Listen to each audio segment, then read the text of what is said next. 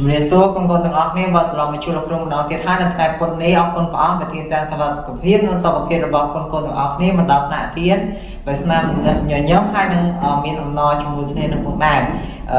អញ្ចឹងចាប់ដើមអធិដ្ឋានសូមបញ្ញាពីព្រះអង្គបាទអរគុណច្រើនអញ្ចឹងថ្ងៃនេះជួបជាមួយលោកគ្រូនៅមុខវិជ្ជាគណិតវិទ្យាទៀតហើយបាទយើងរៀនអំពីប្រមាណវិធីដកចំនួនទស្សភាគនិងចំនួនទស្សភាគដើម្បីដោះស្រាយបានអញ្ចឹងគ្រូមាននេះជំហានទាំង3នេះតែឥឡូវយើងអានយមន័យសិនយមន័យដើម្បីដកចំនួន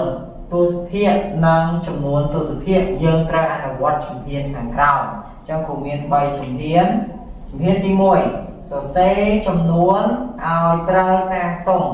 និងចុចទស្សភាគឲ្យត្រង់គ្នាពីលើចុះក្រោម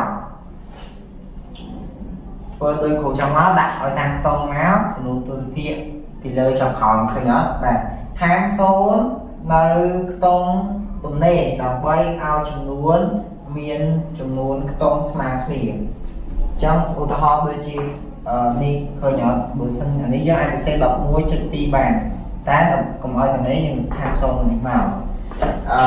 ធ្វើប្រមាណវិធីដកតាមធម្មតារួចត្រូវចាំដាក់ចំនួនទស្សភាគនៅចម្លើយអញ្ចឹងពេលទៀតយើងនឹងអនុវត្តជាមួយគ្នាហើយជាមួយគ្រូដាក់ថាចំនួនទស្សភាគនៅចម្លើយយ៉ាងម៉េចបាទអញ្ចឹងគ្រូមានលំហាត់2លំហាត់ការងារប្រមាណវិធីដកចំនួនទស្សភាគនិងចំនួនទស្សភាគអញ្ចឹងយើងធ្វើប្រមាណវិធីដកចំនួនទស្សភាគនិងចំនួនទស្សភាគគឺតាមនិយមន័យនេះទាំង3ជំហានដែរទី1កូនត្រូវសរសេរឲ្យតាមខ្ទង់ទី2ថែម0នៅខ្វះខាតហើយទី3ធ្វើប្រមាណវិធីដកធម្មតាឥឡូវគូដាក់តាមខ្ទង់ចំនួនទស្សភាគគូដាក់ពីលើអីស្អាតអស់ហើយចឹងយើងធ្វើប្រមាណវិធីដកតាមធម្មតាមក4ដកជាមួយនឹង0 4ដកជាមួយនឹង0ស្មើ4 3ដកជាមួយនឹង2ស្មើ1ចំនួនទស្សភាគគឺយើងយើងដាក់ទុកនៅដដែល1ដកជាមួយនឹង1 0 4ដកជាមួយនឹង1ស្មើ3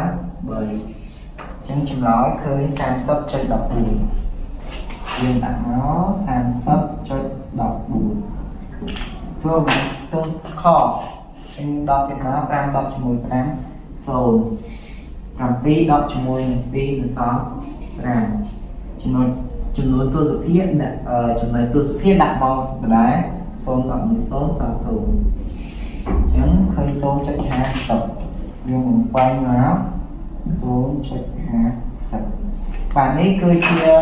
ប្រមាណវិធីដកចំនួនទស្សភាគនិងចំនួនទស្សភាគបាទជាចុះវីដេអូរបស់លោកគ្រូមានតែប៉ុណ្្នឹងទេយើងជួបគ្នានៅសប្តាហ៍ក្រោយហើយពេលដែលកូនត្រឡប់ទៅផ្ទះវិញកូនកុំ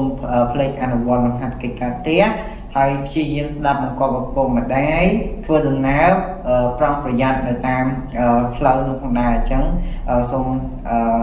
អធិដ្ឋានបញ្ចប់ហើយដើម្បីឲ្យព្រះអង្គបានថែរក្សាសុខភាពនិងសុខភាពរបស់កូនទាំងអស់គ្នាបាទអរគុណសូមព្រះអង្គប្រទានពរ